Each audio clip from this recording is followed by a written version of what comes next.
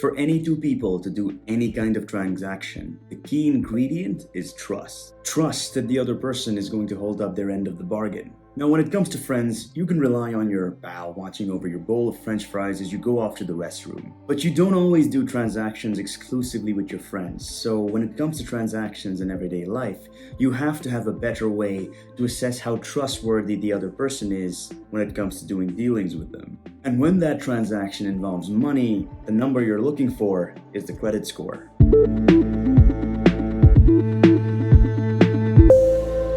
If your friend snuck in a french fry or two while you were away, well, that's just what friends do. But if you've been missing rent payments, well, your next landlord might have a right to know that about you. Why?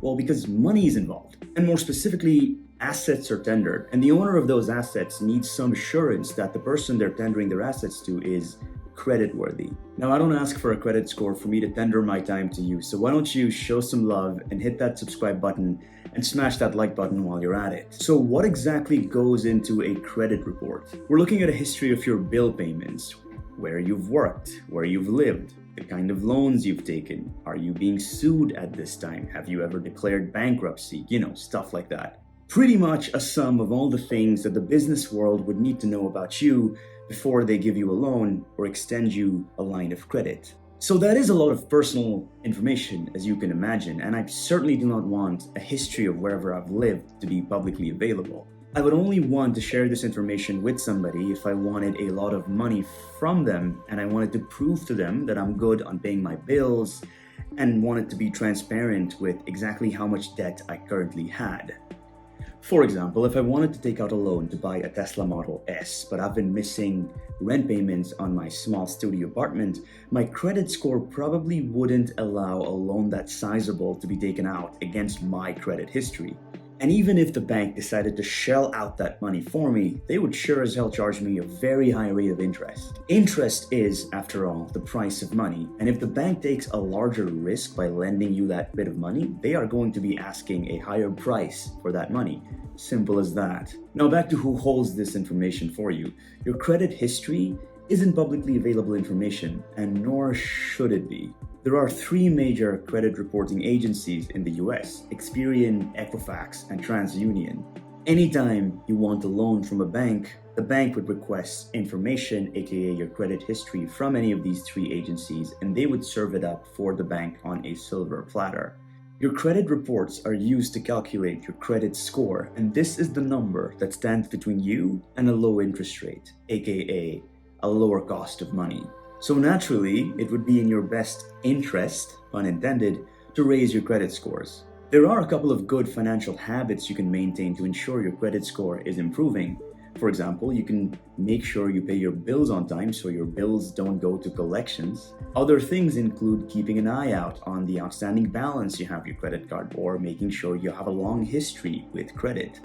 And this alone is a good enough reason for you to be starting a credit card in your name earlier rather than later. Making timely payments on multiple credit accounts is also a plus. You get the idea.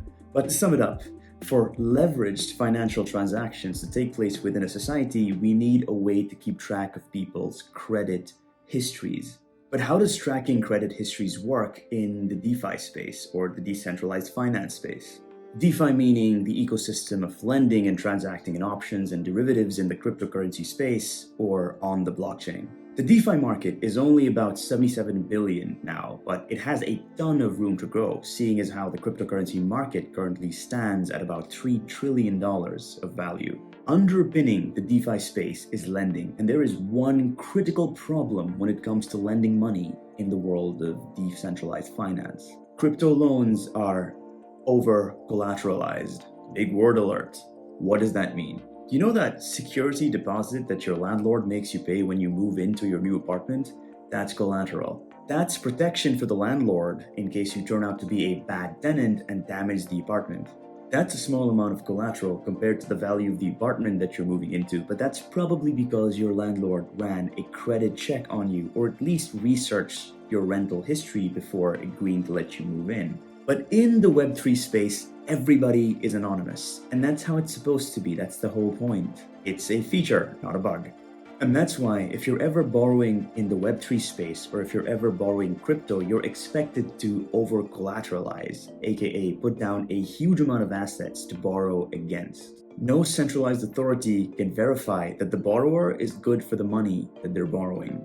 And this is generally very bad for the DeFi space. Imagine how fast the housing market would cool down if a buyer were expected to put down an amount of money that was equivalent to the value of the house before being able to secure a mortgage.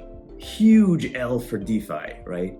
Well, enter on-chain credit scores, which relies on the idea of zero-knowledge proofs. Generally speaking, a zero-knowledge proof is a way for one party to convey to another party, or verify rather to another party, that something is true without providing any additional evidence of why that conclusion was reached. And here's how a zero-knowledge proof for determining someone's credit history would work on Web3.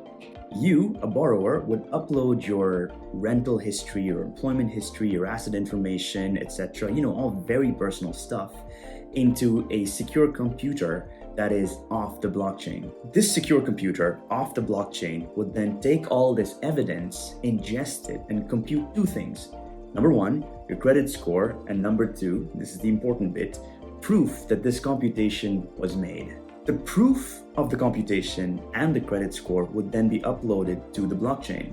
A smart contract that lived on the blockchain would then confirm that this proof of computation was valid, and therefore the credit score that was uploaded is legit. And congratulations, you've just proven your credit score or your credit worthiness without the need of a middle person, all the while remaining completely anonymous. This is huge. Making crypto lending more accessible presents incredible capital raising opportunities all over the world, and introducing zero-knowledge credit scores to the world of DeFi makes that world all the more closer. And that's it, folks. Stay credit worthy, and I will see you in the next video.